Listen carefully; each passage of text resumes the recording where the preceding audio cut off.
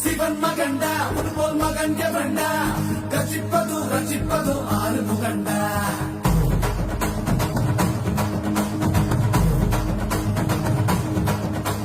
சிவன் மகண்டா உருபோல் மகன் எவண்டா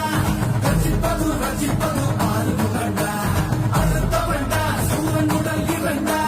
பொங்கும் மலை சங்க தலை பதம் தொடுண்டா மகன் இரண்டா பச்சை மயில் வருண்டா சுடும் வினை கொத்தி துணை அது தருண்டா இணைப்பதுண்டா என்னை அணைப்பதுண்டா